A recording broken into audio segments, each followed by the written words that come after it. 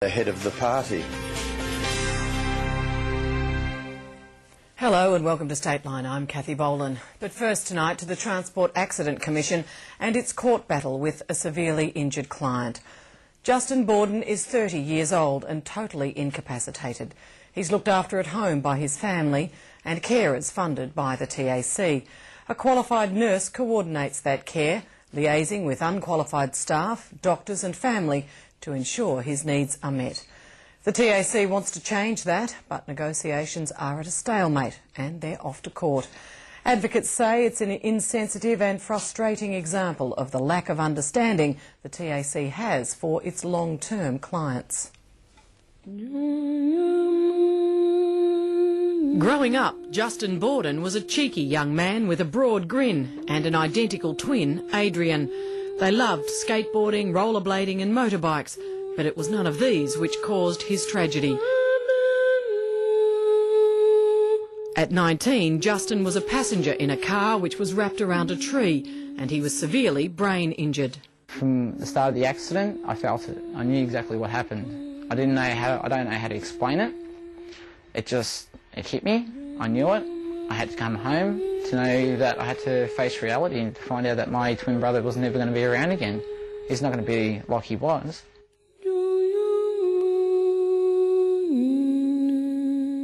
"12 years on, this is Justin's life, needing 24-hour care, unable to move, speak, eat or communicate.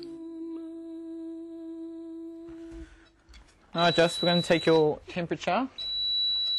At 30, Adrian, like another brother, Jason, still lives at home and helps out with Justin's care.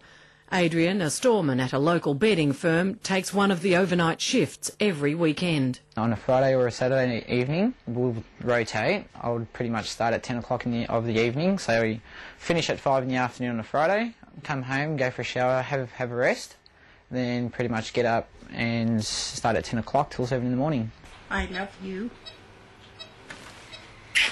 His mother, Julie, ran Justin's care program for years, but with his medical needs changing, a trained nurse now coordinates his care. Her role is to assess Justin's health needs, which is difficult when he can't communicate at all, and liaise with health professionals, carers and the TAC.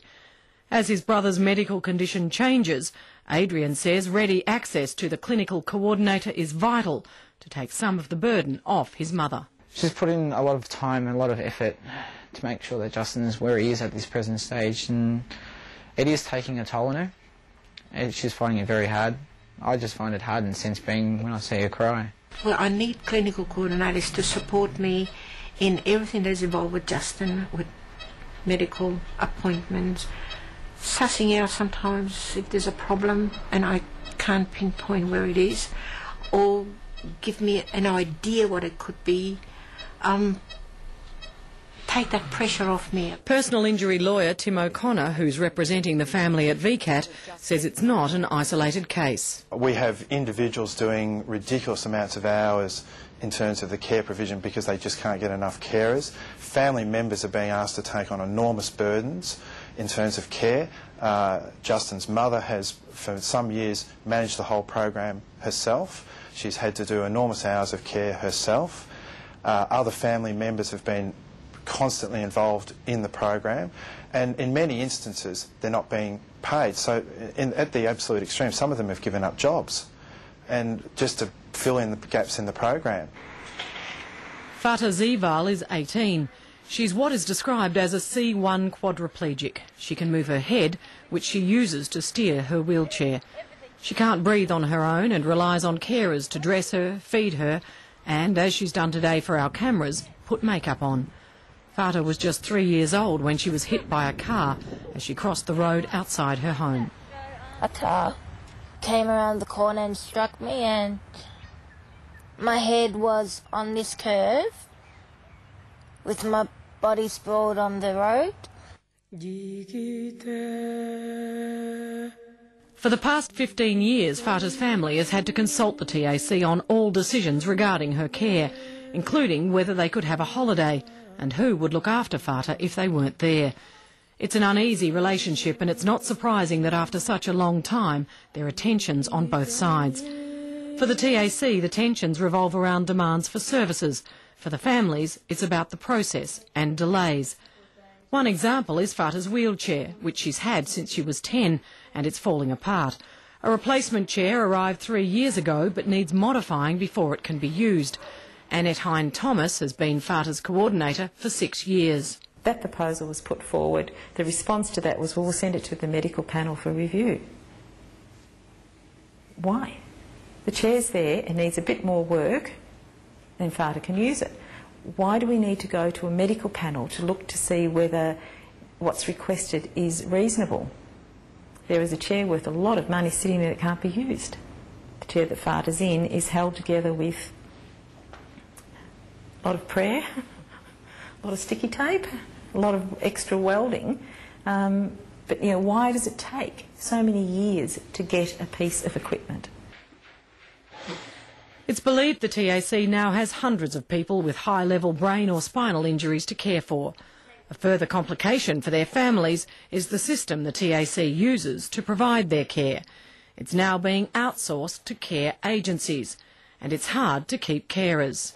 One carer got paid more working at the Coles supermarket than they did for looking after a catastrophically injured person. I know what's the easier job, and that's disturbing. It is fairly intimidating. You know, Fata's life is in their hands at all times. They can't afford to make a mistake. These families rely heavily on their case managers, who not only oversee their care, but also advocate strongly for them with the TAC. The TAC is now considering taking that role in-house. I am very, very concerned that with the loss of external case managers that the services will drop off, that what you'll see is no independent advocacy, and people will get the minimum level of service. Only the level of service that TAC want to pay, not what may be appropriate, not what may be necessary. As a young woman, Fata is also ready to make decisions about her own life. She does the rosters for her carers, but says there are often gaps that can't be filled. TAC and the agency, Santa Claus, call me fussy, call me picky, because I only like the people in their 20s or early 30s, just because I am 18 and I don't want to be going out with someone as old as my mother. And they just say, oh, but we can't find anyone like that. The tensions at Fata's house are mirrored at the home of Adrian Bordon, just a few kilometres down the road. In both cases, the parents' marriage has broken down under the strain.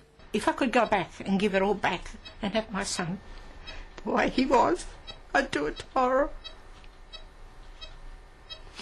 I'm not out there to make a profit. All I want is my son to be healthy and normal.